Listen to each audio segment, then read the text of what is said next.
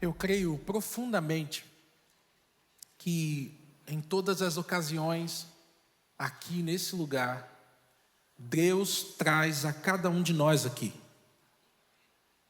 Eu creio que Deus, de alguma maneira, impressiona você pelo seu espírito, para que você saia da sua casa e venha até aqui. Nesse lugar, Deus tem feito grandes maravilhas. Pessoas têm se entregado ao Senhor. Temos visto Deus trabalhando no coração de muitas pessoas. E diante disso, diante da glória de Deus, nos cabe uma reflexão. Antes do retorno de Jesus a esta terra, nós cremos nisso, amém, igreja? Nós cremos no retorno de Jesus. Mas antes do retorno de Jesus, um outro retorno precisa acontecer. O retorno da glória de Deus para a nossa vida. O retorno da glória de Deus para os nossos relacionamentos. O retorno da glória de Deus para o nosso trabalho. O retorno da glória de Deus para o nosso relacionamento com o nosso cônjuge, a nossa família, os nossos filhos. A glória de Deus precisa novamente retornar para a nossa vida. Eu creio nisso profundamente. E Deus tem nos chamado para uma vida onde a glória dele seja a única coisa que apareça. Deus tem nos chamado para esse tipo de vida. Deus tem chamado você para um encontro real com ele aqui nesse lugar, mas ele quer transformar o seu coração a tal ponto que a glória dele seja a única coisa vista aí na sua vida. Eu creio nisso, você crê nisso, irmão? Se levanta em nome de Jesus, nós vamos adorar ao Senhor. A glória de Deus vai tomar conta desse lugar. E nós pedimos para que a glória dele seja a única manifestação dele, a única manifestação nesse lugar. Para que seja tão somente isso, para que a nossa vida reflita essa glória. Em nome de Jesus nós vamos adorar um Deus eterno, um Deus vivo, amém, igreja? E um Deus que se importa conosco, um Deus que nos chama para uma vida de serviço, de arrependimento, de amor. Louvado seja o nome do Senhor nessa manhã. Deus está nesse lugar. Vamos adorá-lo. Deus de Israel, Cristo Jesus, habita em mim, Espírito, Deus de Israel, Cristo Jesus, habita em mim.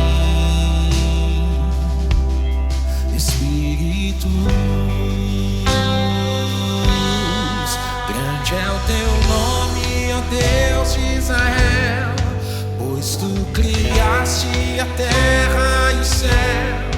Hoje tua glória invade meu ser. Aleluia, aleluia, aleluia.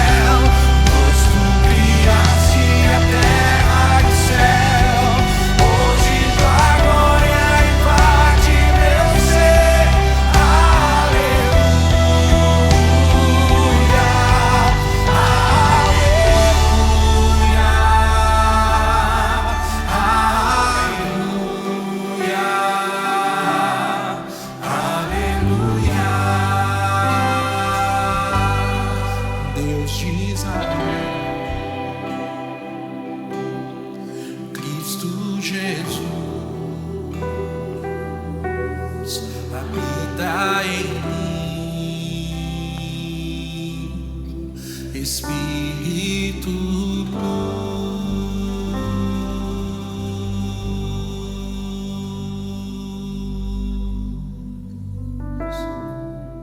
Palavra de Deus no livro do profeta Jonas, capítulo 1. No verso 8 traz para mim e para você que Jonas ele foi interpelado por um grupo de homens e começaram a fazer alguns questionamentos a Jonas. Do tipo: que ocupação é a tua? De onde vens? Qual a sua terra? E de que povo tu és? Naturalmente Jonas respondeu àqueles que o questionavam. E a palavra registra que Jonas disse o seguinte: sou hebreu e temo ao Senhor, o Deus do céu, que fez o mar e a terra. Embora Jonas não tenha dito com todas as letras nas entrelinhas, Jonas estava dizendo: eu sou servo, sou filho do Deus de Israel, do único e verdadeiro Deus. E como Jonas tinha certeza disso, ele mesmo diz no texto: porque o Deus a quem eu sirvo é o Criador dos céus, da terra e do mar. E eu não sei se você prestou atenção naquilo que acabamos de cantar. A letra da canção diz que o Deus a quem eu e você servimos é o Criador do céu, da terra e do mar. A continuidade da narrativa mostra para mim e para você que provavelmente aqueles homens não acreditassem nesse Deus. Porque no versículo de número 11 eles perguntam: o que nós vamos fazer para que o mar se acalme?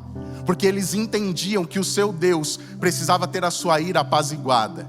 E é por isso que Jonas responde: eu sirvo ao Deus de Israel, o Criador do céu, da terra e do mar. Você conhece o restante da narrativa. Quando Jonas está no ventre do grande peixe, capítulo 2, verso 1 diz: então Jonas, no ventre do peixe, orou ao Senhor, o seu Deus. É justamente esse o convite que eu estendo a você nesta manhã, para que nós nos prostremos e, assim como Jonas, tenhamos o privilégio e a oportunidade de falar com o Deus de Israel, o Criador dos céus, da terra e do mar.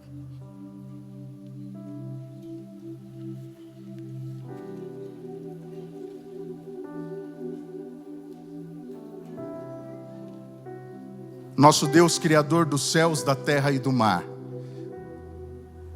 Todos nós nos prostramos diante do Senhor neste momento em uma atitude de humildade e contrição, de reconhecimento de que Tu és o nosso grande Deus, aquele que fez o céu, a terra, o mar, aquele que nos criou, mas que não apenas nos criou e nos deixou aqui à nossa sorte, vivendo neste mundo afetado e infectado pelo pecado. Baseados em Tua palavra, nós cremos que Tu nos mantém e nos sustém aqui. Tu tens um plano de salvação para todos nós. E nós queremos nesta manhã louvar e agradecer ao Senhor por isso. Bom Deus e Pai, talvez exista alguém aqui nesta manhã que, assim como Jonas, esteja passando por alguma situação que ele não compreenda muito bem. Mas assim como Jonas, temos a oportunidade de poder elevar essa prece, essa oração, esse clamor ao Senhor. E ao fazê-lo, bom Deus e Pai, queremos nos entregar mais uma vez em Tuas mãos. Queremos entregar a nossa gratidão, a nossa alegria. Mas queremos entregar as nossas dúvidas, os nossos medos, os nossos traumas e questionamentos também. E ao fazê-lo, sabemos que estamos colocando nas melhores mãos que existem neste universo. Estamos colocando na mão do nosso Deus, o Deus de Israel. Bom Deus e Pai, pedimos que Tu entres com providência e que Tu hajas em favor de cada um de nós, para que assim nós possamos glorificar e honrar o Teu nome diante da Tua manifestação. Fica conosco e nos abençoa, rogamos em nome de Jesus. Amém. Deus de Israel, Cristo Jesus, habita em mim, Espírito luz.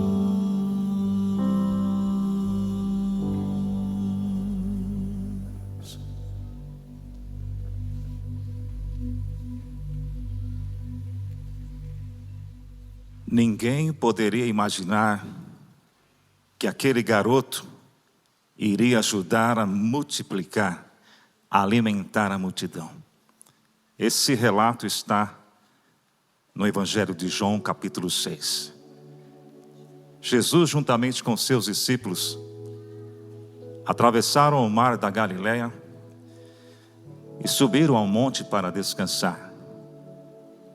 E uma grande multidão seguia Jesus por toda parte, pois eles haviam visto os milagres de Jesus.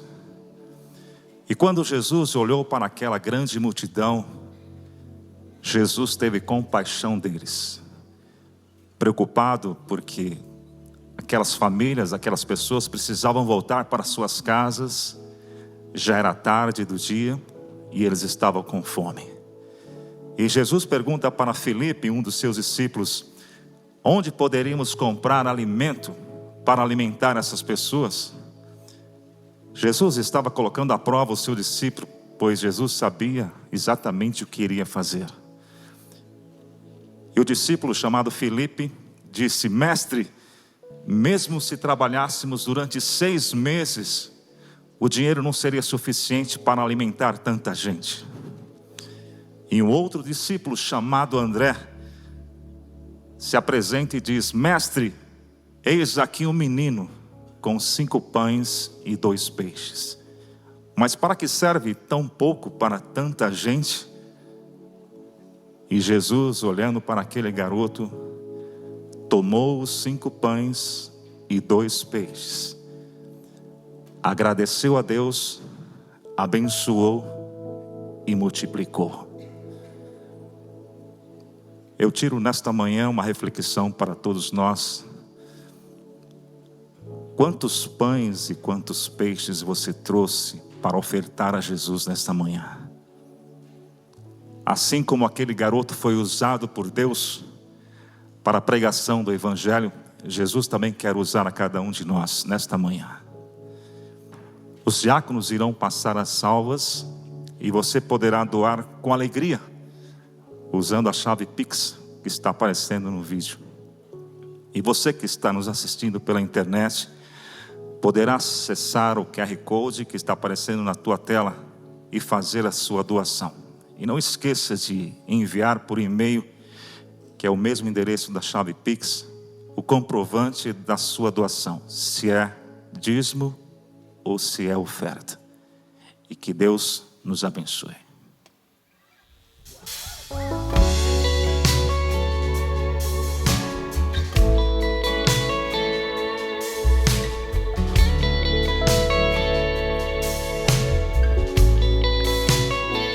Estou aqui,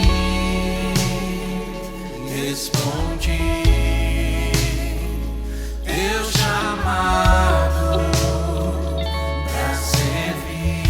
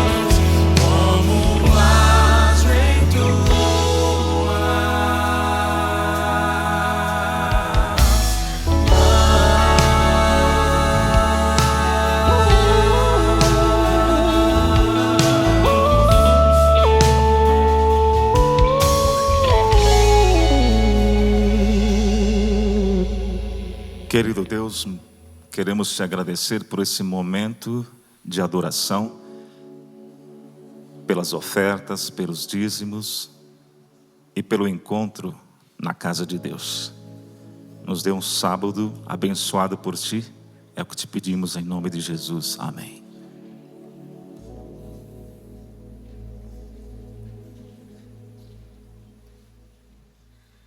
A grandeza do Deus a quem nós servimos é algo que nós precisamos destacar sempre.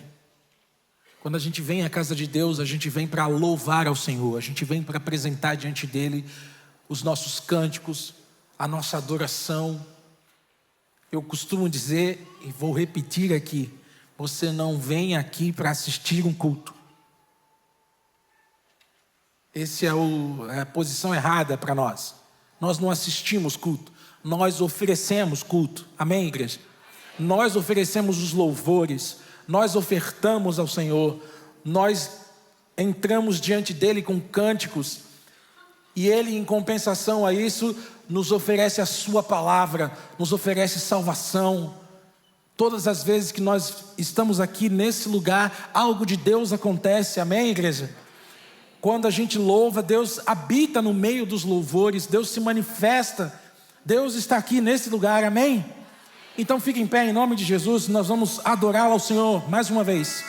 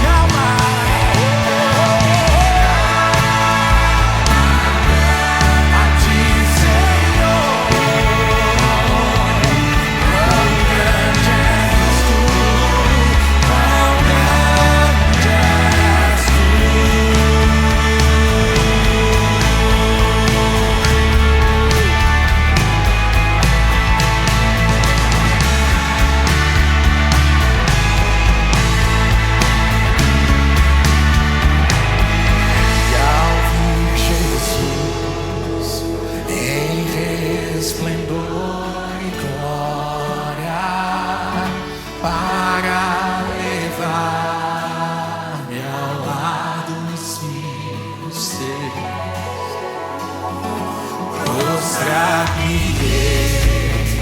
em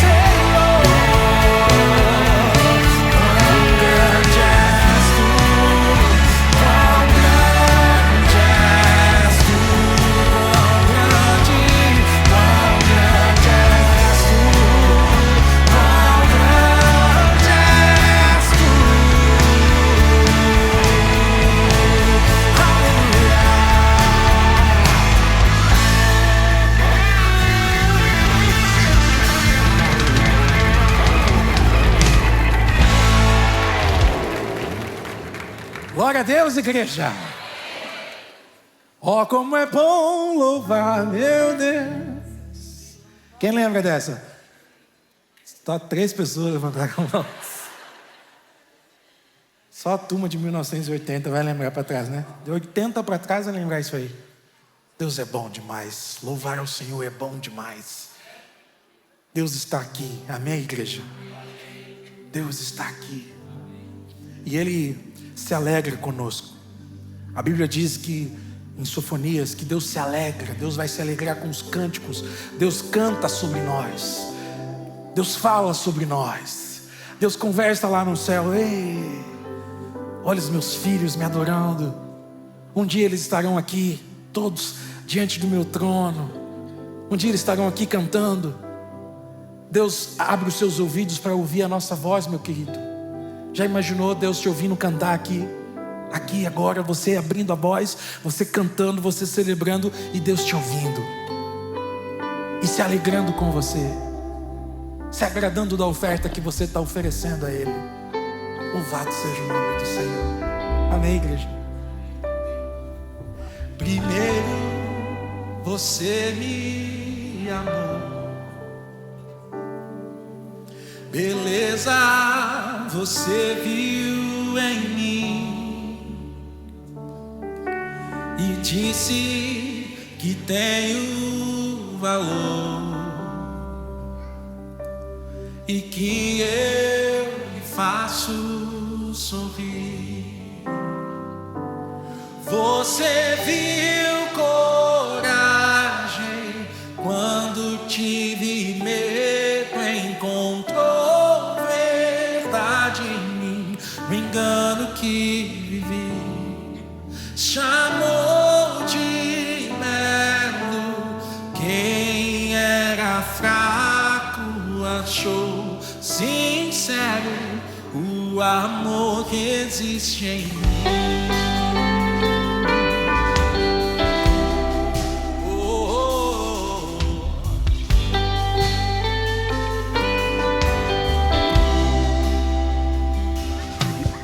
No escuro do meu coração,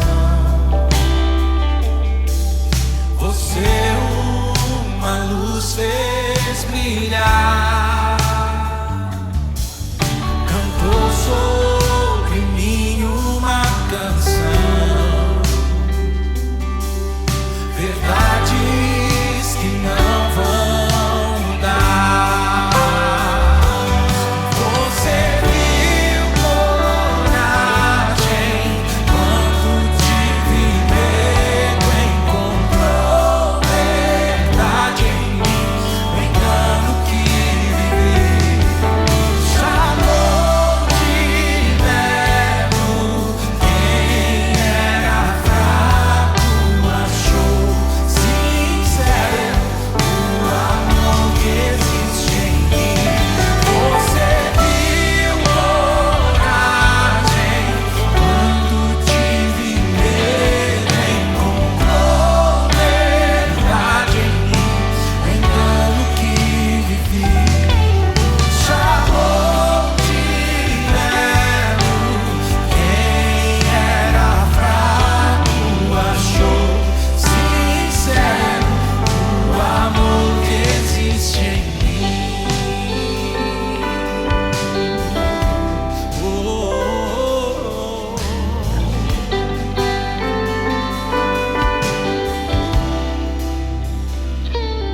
Você viu coragem quando tive medo, encontrou verdade em mim, no engano que vivi, chamou de belo quem era fraco, achou sincero o amor que existe em mim.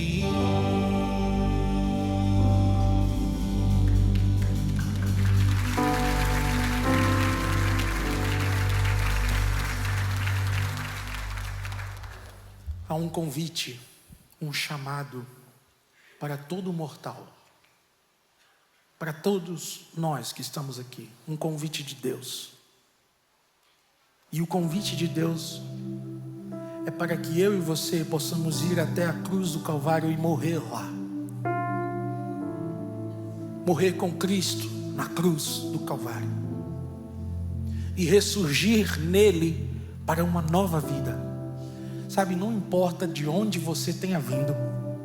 Não importa o que você tenha feito. Não importa o que você acredita ou deixa de acreditar.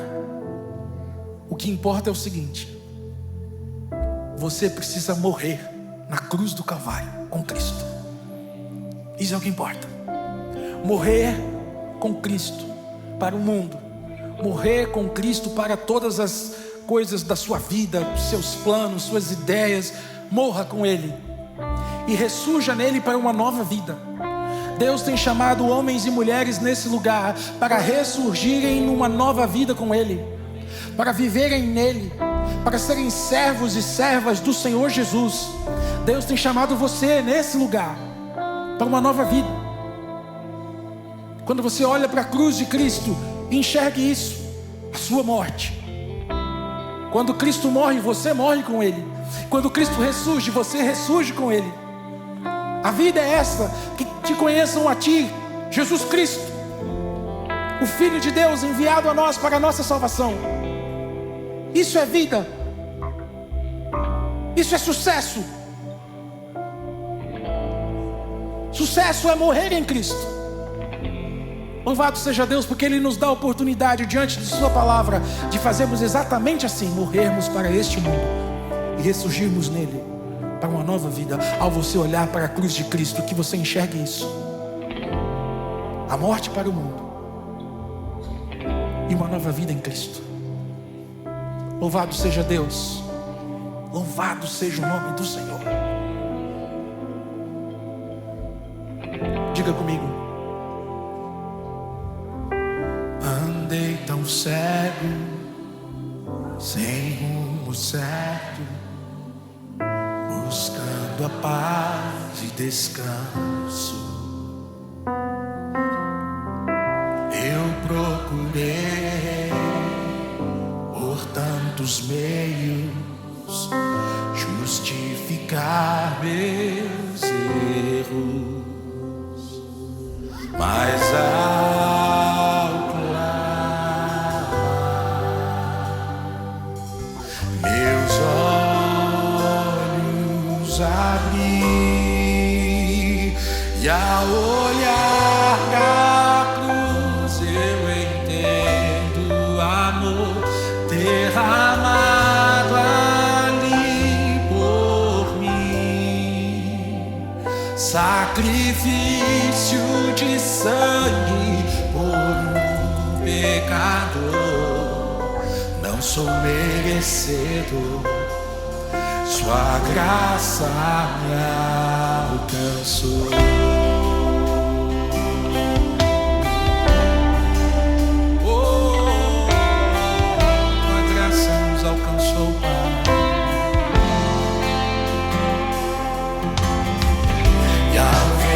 Glória naquele dia, me alegrarei em gratidão, tocarei as marcas de vitória, vencido é o pecado.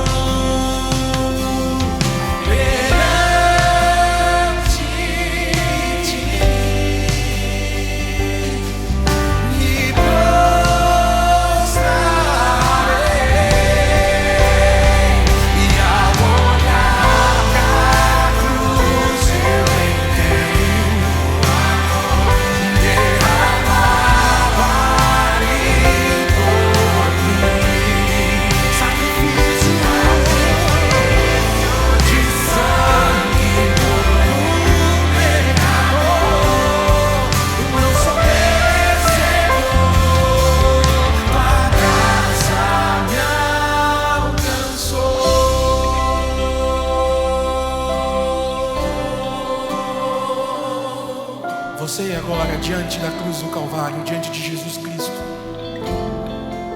Reconheça comigo agora. Diga. Reconheço, não sou digno, pela graça eu fui salvo. Diga. Reconheço, não sou digno, pela graça eu fui salvo. Reconheço, não sou digno, pela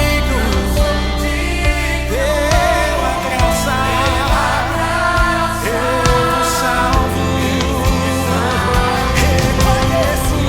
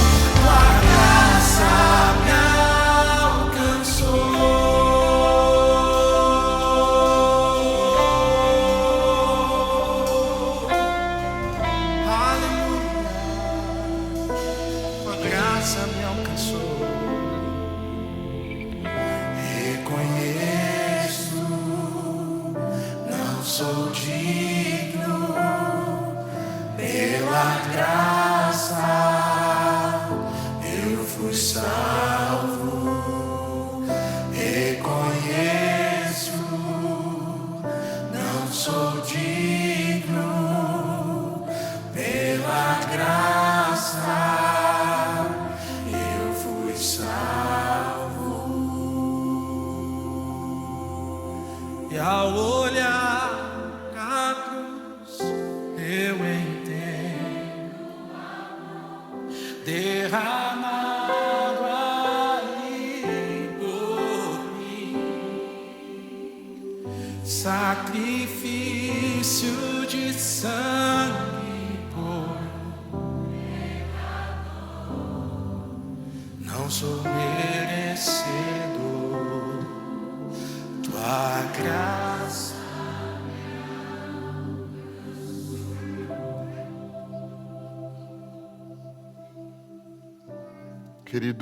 Querido Pai, nós te agradecemos, porque mesmo sem merecer, a sua graça nos alcança. Louvamos o teu nome, Senhor, porque nesta hora nós temos a oportunidade de sentir o céu bem próximo de nós. Teu santo trono se aproxima, e através do Espírito Santo e dos méritos de Cristo nós podemos acessá-lo, ó Deus de amor. Todos nós somos pecadores, indignos, mas pela tua graça temos a maior honra jamais dada a um ser humano, que é nos aproximarmos de ti. Que nesse momento em que vamos abrir a tua palavra, o Senhor fale alto ao nosso coração e nos ajude a compreender os teus propósitos para a nossa vida. E isso oramos em nome de Jesus. Amém.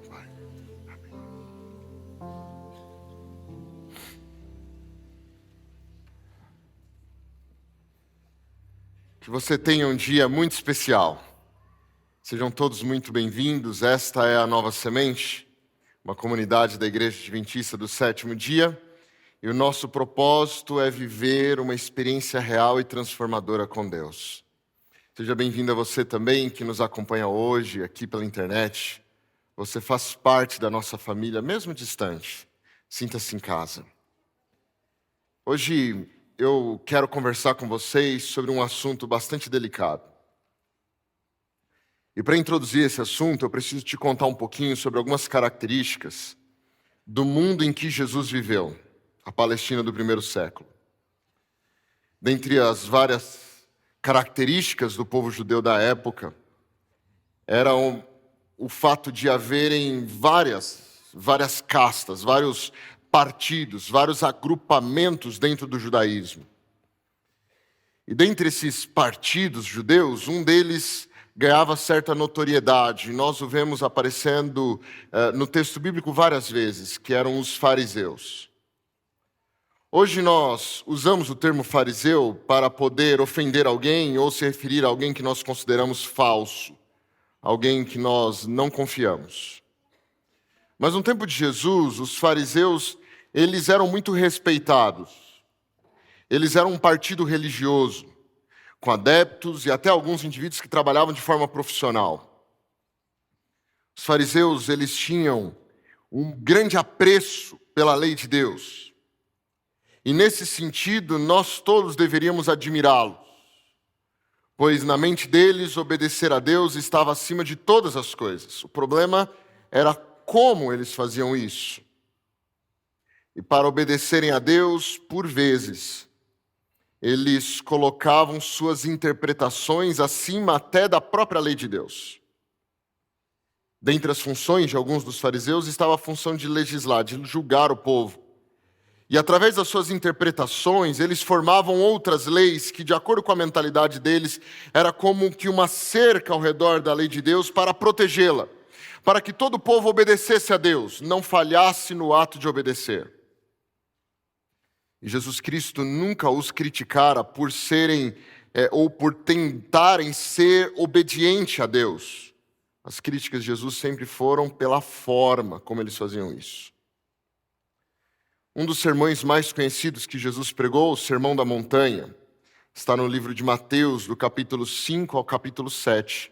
Jesus faz uma grande análise de vários aspectos da teologia dos fariseus. E se você abrir aí a sua Bíblia no capítulo 5 de Mateus, você vai perceber que as palavras de Jesus e a forma como ele introduz o seu sermão tem muito a ver com alguns dos ensinamentos comuns entre os fariseus, e ele quer mostrar, a partir de suas palavras, qual é a perspectiva do reino de Deus sobre a vida nessa terra. Esse é um sermão que nós poderíamos chamar de um sermão ético de Cristo, ou do estatuto do reino de Deus, como o reino de Deus funciona. E nós percebemos que Cristo se defende de algumas acusações dos fariseus, como, por exemplo, a acusação de não ser obediente à lei de Deus. Se você reparar aqui no verso 17 do capítulo 5, Jesus ele precisa argumentar, dizendo: não penseis que eu vim revogar a lei ou os profetas. Eu não vim para revogar, mas eu vim para cumprir. Porque em verdade vos digo que até que o céu e a terra passem, nenhum i ou um tio jamais passará da lei, até que tudo se cumpra. Aqueles, porém, que violarem um desses mandamentos, mesmo que seja um dos menores, e assim os ensinar aos homens, será considerado mínimo no reino dos céus. Aquele, porém, que os observar e os ensinar, este será considerado grande no reino dos céus.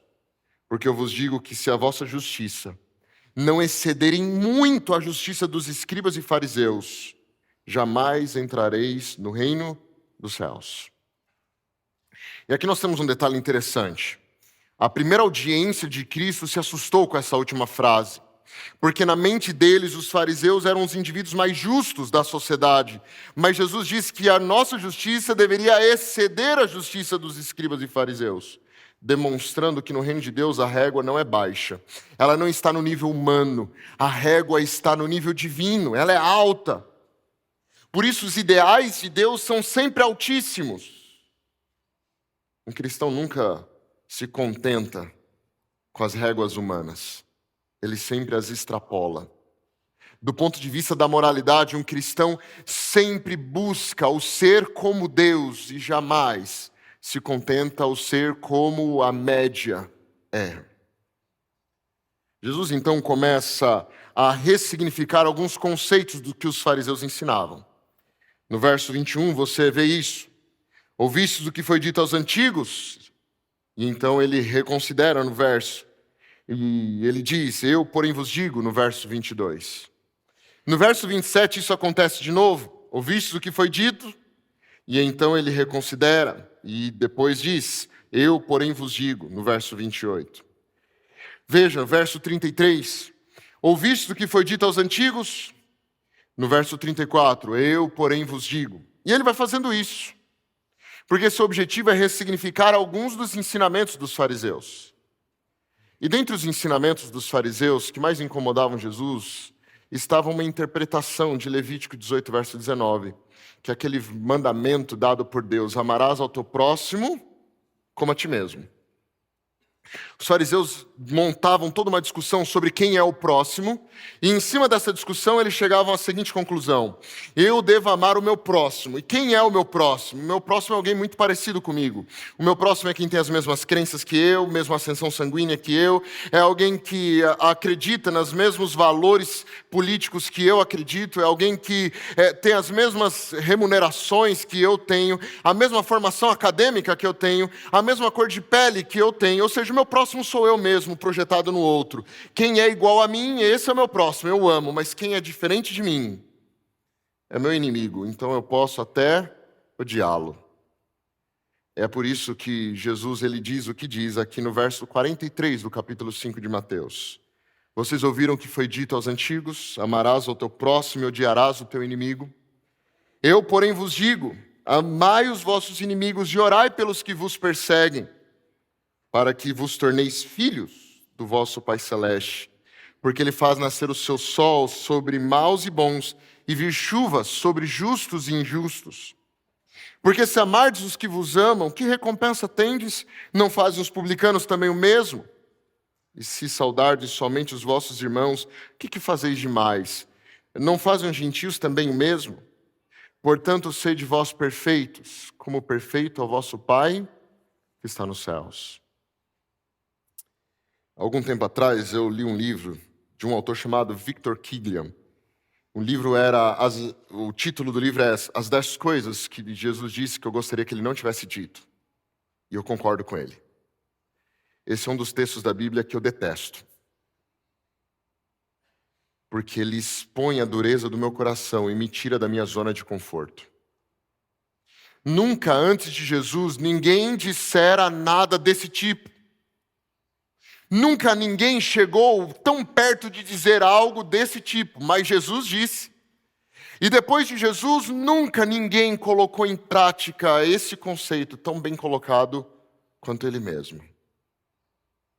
Amar os inimigos. Amar quem eu creio que não merece o meu amor. E aqui nós temos o maior desafio para todos nós, que é a capacidade de amar igual Deus ama. E hoje, na nossa reflexão, eu quero responder a 3 perguntas. A primeira pergunta é: o que é amar os inimigos? A segunda é: por que eu devo amar os meus inimigos? E a terceira pergunta é: como eu amo os meus inimigos? Quando Jesus fala sobre amar os inimigos, nós poderíamos perguntar: Senhor, o que é amar os inimigos? E a resposta de Jesus, ela não compactua com algumas coisas que nós fazemos na fé cristã. Porque nós temos a tendência de tentar relativizar as ordenanças de Deus. Veja, não é necessariamente amar. Jesus estava falando sobre tolerar. Jesus está falando só sobre não matar o inimigo, tá? Não mate ele. Algumas pessoas costumam tentar rebaixar ou minimizar a intensidade daquilo que Jesus disse, mas o que Jesus disse está claro. E uma das coisas que me incomoda em Jesus não é o que eu não entendo a respeito dele, mas é exatamente aquilo que eu entendo, aquilo que está claro. É bem objetiva a ideia, e portanto isso me incomoda. Me tira da minha zona de conforto, me faz ter que olhar para as pessoas com outros olhos, olhos que eu não gostaria de olhar. Jesus está falando de amar. E pasmem, Jesus está falando de amar do mesmo jeito que Deus ama, de forma perfeita. E aqui nós temos o único verso da Bíblia que ordena perfeição. E essa perfeição não é no sentido de impecaminosidade. É perfeição no sentido de amar de forma perfeita. Verso 48 desse texto. Portanto, sede vós perfeitos, como perfeito é o vosso Pai Celeste. Perfeito no quê? Em não falhar mais, em não errar mais. Não. Perfeito em amar. Perfeito em amar. Por isso, o nosso modelo não é outra pessoa. Nós, às vezes, temos a tendência de dizer assim, olha, eu tenho pecados, mas eu também não sou como fulano, pecador. Eu não sou como cicrano que mata, que estupra. Eu não sou como ele. E nós usamos como régua os piores. E é óbvio que, na nossa mentalidade, nós somos melhores do que os piores. Mas Jesus não nos convida a sermos melhores do que os piores. Jesus nos convida a vivermos igual ou melhor, o próprio Deus o Pai. Sermos perfeitos em amar como Deus ama. Então esse é o convite de Jesus. Mas quando nós falamos sobre o que é amar, eu preciso deixar claro o que não é amar. O que Jesus não está querendo dizer quando ele fala sobre amar os inimigos. E Jesus não está nos convocando a sermos passivos frente à violência. Jesus não está nos chamando a sermos omissos frente à injustiça. Ele não está falando sobre calar-se frente a uma situação onde o mal domina, porque essa não é a atitude dos cristãos. Os verdadeiros seguidores de Cristo jamais compactuam com o mal. Nós promovemos a paz e promovemos com toda intensidade e com todas as nossas energias e com todas as nossas ferramentas, nós promovemos a paz no mundo. Nós não somos omissos frente ao mal, jamais. Há um erro que alguns têm de achar que a bondade cristã significa tolice. O cristão é bondoso, mas ele não é tolo. O cristão é manso, mas ele não é passivo. Ele é pacificador, mas ele não é débil, ele não é frágil. Você se lembra o que Jesus disse em Mateus capítulo 10? Se você quiser acompanhar ali. No capítulo 10, no verso 16, Jesus está enviando seus discípulos ao mundo e ele diz assim, olha, eis que eu vos envio como ovelhas para o meio de lobos. Portanto, sede prudentes como a serpente e simples, ou bondosos, em algumas traduções, como as pombas. O cristão é extremamente bondoso, mas ele também é inteligente, ele é astuto. Ele não permite que o mal domine o mundo. Ele não é um indivíduo tolo na existência, pelo contrário. Os grandes personagens que nós vemos na Bíblia sempre foram indivíduos ativos, fortes, resignados e que batalharam em prol do bem, sempre, sempre. Mas o nosso maior exemplo, com certeza, é a própria pessoa de Jesus Cristo, que jamais compactuou com o mal. O ponto é que Jesus, ao guerrear em prol do bem, ele não usa ferramentas humanas, ele não usa armamentos humanos, ele usa armamentos espirituais. Ele entra numa guerra espiritual e vence por usar armamentos espirituais. É por isso que ele disse, te derem um tapa numa face, vire o outro lado, mas ele não disse para baixar a cabeça. Ele disse para virar o outro lado, porque quem bate, quem usa de violência, ele está demonstrando fraqueza, descontrole. Pessoas que violentam são pessoas covardes. São pessoas que estão dando espaço para seus aspectos mais animalescos. São indivíduos que não têm a capacidade de enfrentar as situações da vida usando dos recursos corretos, do diálogo, da compreensão, da argumentação. Elas usam o recurso que lhes falta, ou melhor, que eles têm, que é a violência.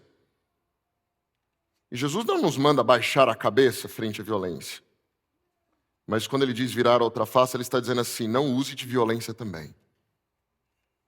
É como se eu dissesse à pessoa que agride, olha, você até pode me agredir fisicamente, mas você não tem o poder de me transformar em alguém parecido com você. Você até pode bater na minha face, mas você não tem o poder de fazer com que eu seja tão descontrolado e irracional como você, a ponto de também bater na sua face. E Jesus exemplificou isso de forma bem interessante no Evangelho de João, capítulo 18, quando Jesus ele estava perante o Sinédrio e ele estava defendendo-se a si mesmo. E então, perante o sumo sacerdote que começa a questioná-lo, Jesus diz assim, olha, por que você está perguntando isso? Você já sabe a resposta das suas perguntas, você já conhece o que foi dito, eu nunca falei escondido o que eu disse. E aí, quando ele responde isso, um soldado que estava ao lado dá um tapa na cara de Jesus.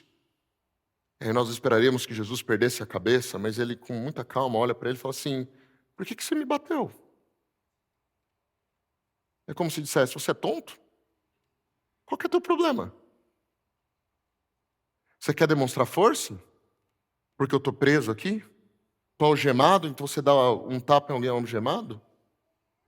Você até pode me forçar a ficar aqui parado e algemado, mas você nunca vai me forçar a ser igual a você.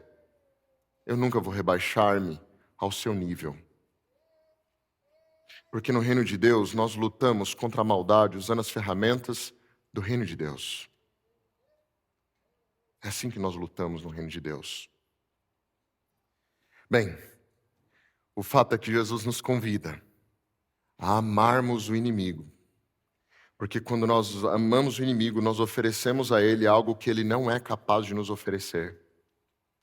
Nós deixamos bem claro como as coisas funcionam no reino de Deus. E nós estabelecemos que no reino de Deus, grandeza está associada a oferecer amor. Isso é grandeza no reino de Deus. Mas nós também precisamos responder o porquê nós deveríamos amar alguém que não merece o nosso amor, não é verdade? Por que eu deveria amar alguém?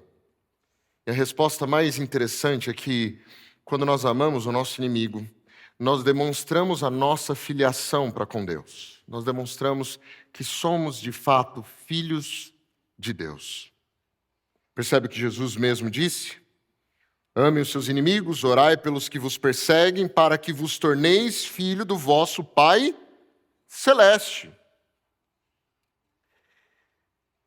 Vestir-se de certa forma, guardar um dia específico, abster-se de alguns alimentos, todas essas coisas são ordens divinas, mas elas não são o sinal de que nós somos filhos de Deus. Entende?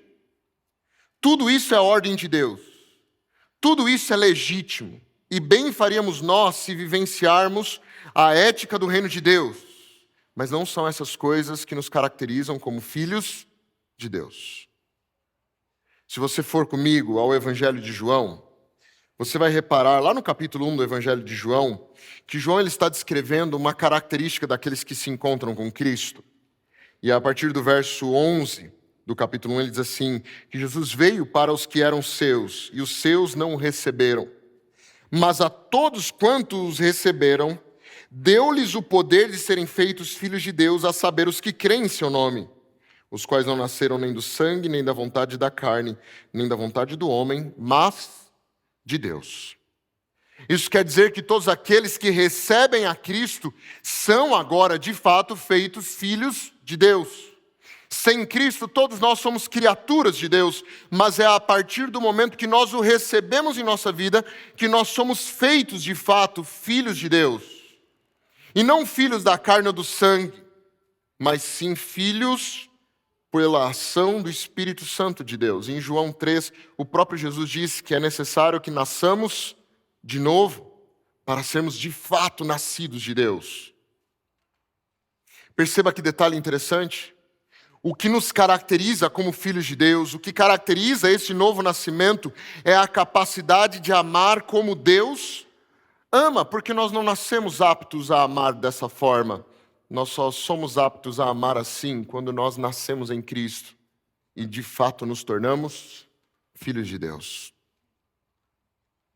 Então por que eu devo amar o meu inimigo? Para que eu me torne de fato um filho de Deus. É assim que as pessoas vão olhar para mim e perceber que eu sou filho de Deus, porque eu o amo como um filho de Deus ama. Eu amo igual Deus ama. E o meu amor é tão grande, tão abrangente, tão sem restrição, que eu sou capaz de amar quem não merece ser amado. Só que o ponto é que a razão de amarmos não é só para sermos filhos de Deus. É para que também vivamos o extraordinário de Deus. Amar apenas aqueles que nos amam e odiar aqueles que não nos amam é muito ordinário, é muito humano, é muito comum. O próprio Jesus diz aqui no verso 46 que se nós amarmos apenas aqueles que nos amam, que recompensa nós temos? Os publicanos não fazem o mesmo?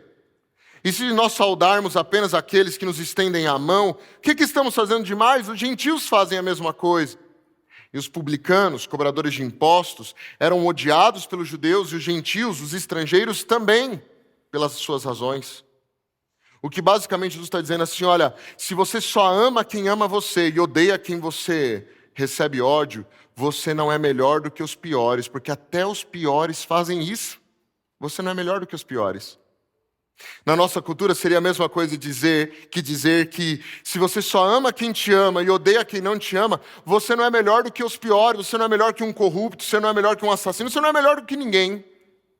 Você está vivendo no nível ordinário do ser humano. É normal, é ordinário, é comum ao ser humano viver assim, mas você quer viver o extraordinário de Deus?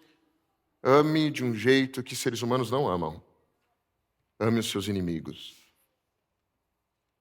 Que desafio. Que desafio. E é nessa hora que você olha e diz assim, pastor, tudo bem, eu até posso me propor a amar assim, mas a pergunta é, como que eu faço isso? Como que eu amo desse jeito? Como que eu ofereço amor para quem não merece o meu amor? E aqui nós entramos na jornada mais desafiadora da vida de qualquer cristão. Essa não é uma simples resposta.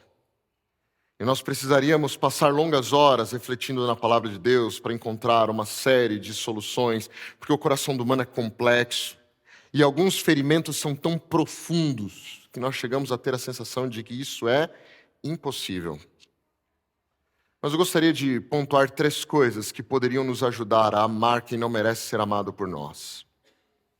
E a primeira delas é que nós precisávamos desenvolver uma vida de oração, inclusive para quem não merece a nossa oração. Ore por aqueles que te feriram. Porque na oração nós começamos a olhar as pessoas da perspectiva de Deus. Porque enquanto eu estou orando por você, eu percebo que eu sou tão pecador quanto você. Acontece que os meus pecados são diferentes dos seus, mas eu sou tão pecador quanto você. É na oração que nós percebemos que nós não somos melhores do que ninguém. É na oração que nós entramos em contato com a perfeição absoluta de Deus. E percebemos que nós somos tão pequenos quanto a pessoa que nos feriu. E a partir daí nós conseguimos olhar ao outro da perspectiva do próprio Deus. Deus olha para o nosso mundo a partir da ótica do grande conflito. Ele sabe que há um conflito entre o bem e o mal. E as pessoas usam sua liberdade, seu livre-arbítrio como querem, e por vezes o usam para fazer o mal. Mas Deus sabe que as coisas, elas nascem de um grande conflito que existe.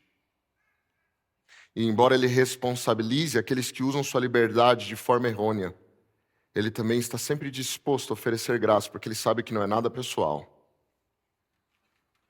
Portanto, nós deveríamos aprender a orar pelos nossos inimigos. Do mesmo jeito que Jesus orou pelos seus inimigos enquanto eles o penduravam na cruz. Eu gosto de uma frase de John Stott, quando ele diz assim, que se nem a cruel tortura da cruz pôde silenciar as orações do nosso Senhor por aqueles que o feriam e o prendiam.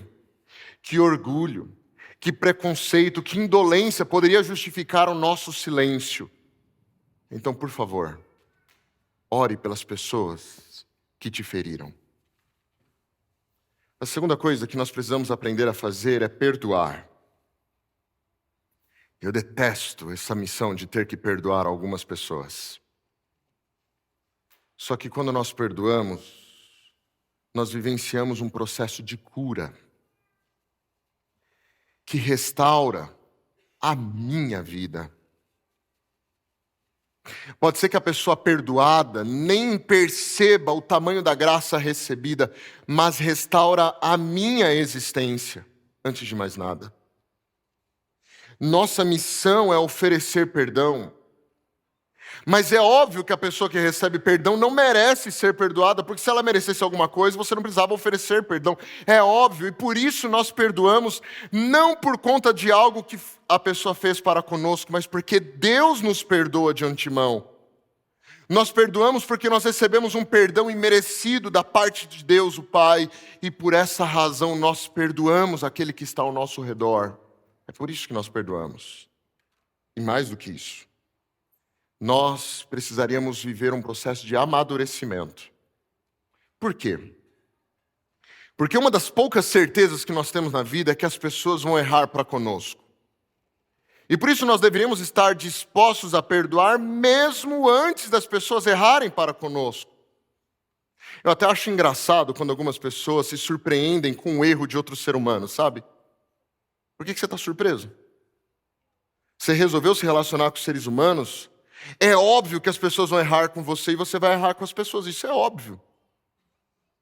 Se houver aqui alguém que está começando um relacionamento, um namoro, um noivado, pretende se casar, eu quero te alertar sobre uma coisa. Você precisa aprender a perdoar de verdade. E não se surpreenda se você for ferido, porque seres humanos, pecadores como são, ferem. Isso não é novidade. Novidade é quando os seres humanos acertam. Isso é novidade. Significa que o Espírito Santo de Deus está trabalhando. Então já esteja com o seu coração predisposto a perdoar. Aberto para perdoar. Eu acredito que é necessário, quando nós falamos de perdão, ressaltar três mitos que existem no mundo a respeito do perdão. O primeiro mito, a primeira mentira que nos contam sobre o perdão é que perdoar é esquecer. Já ouviram essa? Quem perdoa, esquece. Se você perdoou alguém e esqueceu do que a pessoa te fez, por favor, vá a um neurologista. Você está com alguns problemas. Nós não perdoamos para esquecer. E o pior de tudo é que essa crença de que perdoar é esquecer é baseada em alguns conceitos bíblicos de que Deus se esquece dos nossos pecados, que é uma forma antropomórfica de dizer que Deus ele para de levar em consideração as nossas faltas. Ele não atribui culpa depois de nos perdoar. Mas não que Deus esquece no sentido de não ter mais memória. Nós vamos continuar nos lembrando. E talvez a melhor relação que nós poderíamos fazer com perdão não seja a ideia de esquecer, mas sim a ideia de curar. Porque quando nos ferem na alma, nós precisamos aprender a curar o coração. É necessário uma cura do coração. E por mais que o ferimento tenha sido profundo, se ele passa por um processo de cura, a gente consegue continuar a vida, não conseguimos? Um ferimento físico. Nós cuidamos, nós zelamos, ele se cicatriza e fica apenas a memória, mas não mais a dor. Então perdoar não é esquecer, perdoar é curar. E aqui nós entramos num segundo ponto sobre o perdão, que é uma segunda mentira que nos contaram, que quando nós perdoamos, nós continuamos a conviver como se nada tivesse acontecido. Alguma coisa aconteceu. E nós voltamos a conviver quando possível, mas sempre tem um elefante branco na sala. Alguma coisa aconteceu. E em alguns casos, como em casos de violência e de abuso, perdoar definitivamente não significa voltar a conviver. Jamais. Porque se perdoar é um processo de cura, aquilo que causou a ferida precisa ser afastado. Porque senão ele continuará a ferir, e aquilo que era um ferimento até superficial vai se tornando cada vez mais profundo, até o momento em que traz morte. E eu digo mais, quando nós perdoamos alguém que nos feriu no sentido de abuso e violência, e eu me refiro especialmente a pessoas que perante o status social são caracterizados como vulneráveis. Eu quero dizer uma coisa bem do meu coração. Pessoas que abusam e que violentam precisam ficar distantes de você. De preferência, a distância entre a sua casa e a prisão mais distante. Porque quando você perdoa alguém, a transformação pós-abuso e violência, ela acontece quando o abusador tem alguma perda de privilégio, como por exemplo a liberdade. Se você quer que ele mude de vida, ele precisa ser confrontado com seu erro. E já que o apóstolo Paulo e o apóstolo Pedro diz que o Estado é a mão de Deus para julgar e punir os maus e presentear os bens, os bons, então a prisão, seguindo um princípio do santuário de restituição, é o necessário para que o verdadeiro arrependido tenha a restauração que ele precisa. E o princípio da restituição diz que você pode ir e pedir perdão, você será perdoado, desde que você tente consertar o que fez. E na nossa cultura, no nosso status, consertar o que fez é perder a liberdade em caso de violência, agressão física, abuso.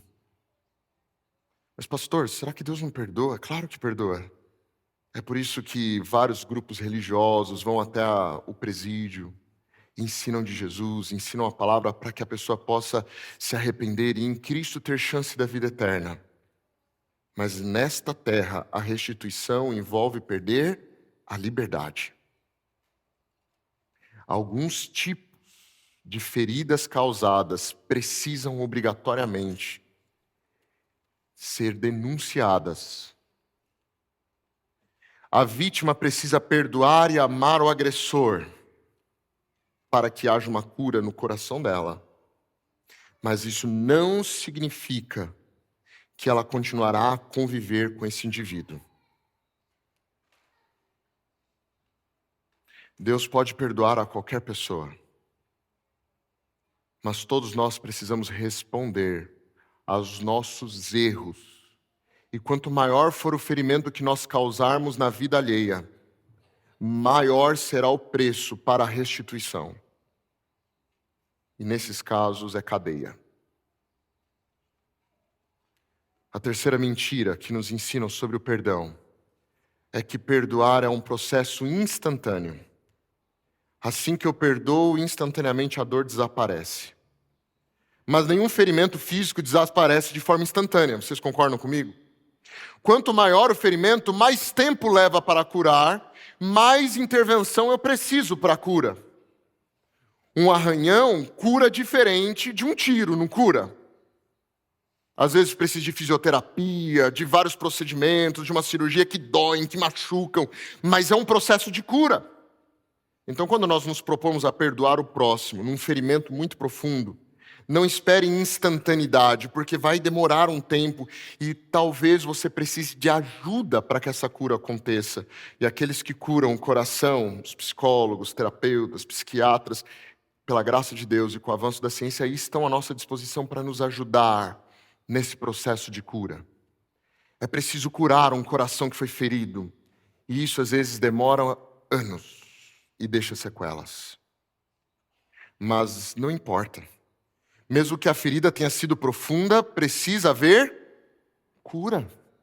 Não é porque não é instantâneo que eu não vou entrar no processo de cura, porque senão esse ferimento, sem ser tratado como deveria, sem entrar num processo de cura, sem começar um processo de perdão, vai se transformar na razão da minha morte.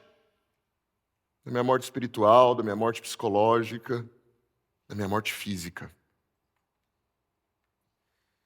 Mas por fim, a terceira e mais importante forma de conseguir perdoar e amar os inimigos é nos tornarmos uma nova pessoa. Na oração do Pai Nosso, Jesus nos ensina que nós precisamos perdoar assim como nós somos perdoados. Perdoa as nossas dívidas assim como perdoamos ao nosso devedor. E aí, quando nós olhamos para Deus e dizemos assim: Senhor, eu preciso ser perdoado por Ti, mas eu tenho dificuldades em perdoar o meu devedor. O que Deus nos diz: filho, filha querido, nasça de novo. Porque com a natureza que nós nascemos de nossa mãe, nós não temos a capacidade de perdoar. É necessário que nós tenhamos uma nova natureza. É necessário que nós sejamos novas pessoas em Cristo. E Paulo chega a propor em 2 Coríntios que aquele que está em Cristo, nova criatura é, as coisas antigas já passaram. Por essa razão, para saber ou para ter condições de amar do jeito que Deus ama, não basta ter nascido nesse mundo, não basta ter natureza humana, é necessário ter natureza espiritual. É necessário ter uma nova natureza. É por isso que quando alguém diz assim, pastor, eu não tenho condições de perdoar, eu concordo com você, você realmente não tem condições para isso. Eu não tenho essa condição. Mas em Cristo Jesus nós recebemos nova vida. Em Cristo Jesus nós recebemos a oportunidade e a possibilidade de sermos novas pessoas. E termos a condição de amarmos como Jesus ama. Eu preciso fazer um apelo a vocês. Neste dia, a você que nos acompanha pela internet. Jesus não nos colocou nessa terra para vivermos nossa vida munidos pelo ódio. Jesus não nos colocou nessa terra para vivermos a nossa existência inteira, baseados no rancor implantado no coração. E eu fico triste porque a vida de algumas pessoas é uma vida de amargura. É uma vida de tristeza. E é uma tristeza que existe porque essa pessoa nutre no coração algo que pode e que a está destruindo: o ódio e o rancor. É muito triste que no nosso mundo nós precisemos ter que perdoar. Porque nós gostaríamos de viver, e nós somos criados para isso, num mundo onde o pecado não existe, onde as relações seriam perfeitas, respeitosas e funcionais. É assim que nós sonhamos, e Cristo nos promete que um dia as coisas serão assim novamente no reino de Deus. Mas até lá, é impossível viver bem essa vida, sem aprendermos a perdoar e amar como Jesus ama. E eu não estou sendo um indivíduo emocionado, falando de perdão como se isso fosse coisa fácil. Não estou. Porque eu sei que as feridas que nós carregamos em nossa vida são muito profundas. E eu jamais conseguiria entender a complexidade, a profundidade da dor que você sente, você que foi ferido, você que foi traído, você que foi abusado, você que foi violentado. Eu jamais me colocaria ou me atreveria a tentar explicar e sistematizar a dor que você sente, porque eu sei que é a coisa mais terrível do mundo. É a maior dor que alguém poderia sentir. Mas a proposta que eu quero trazer aqui, baseada no que Jesus nos ensinou, é que você pode viver uma nova vida.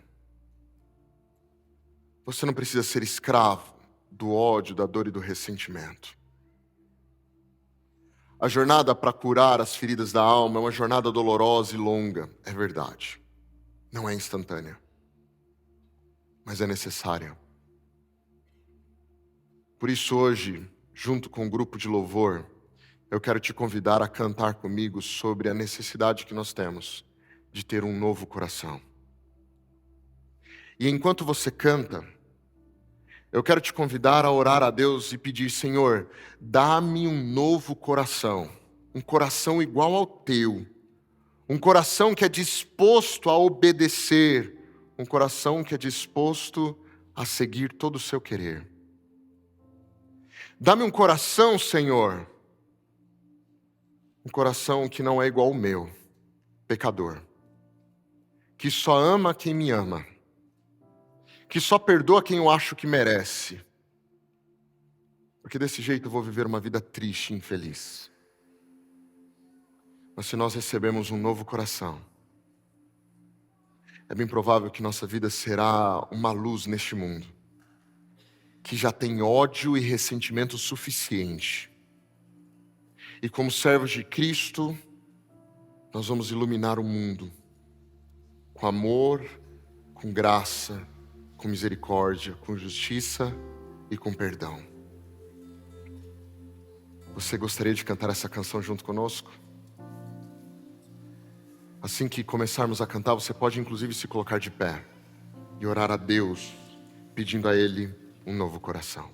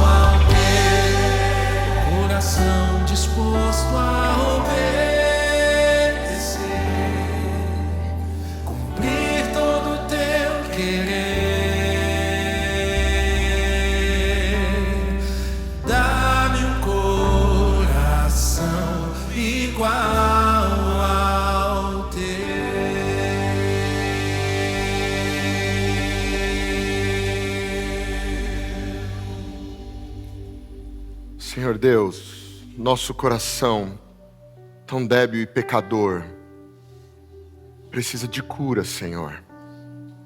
Tantos ferimentos ao longo da jornada da vida. Precisamos de um novo coração, uma restauração completa, uma nova natureza.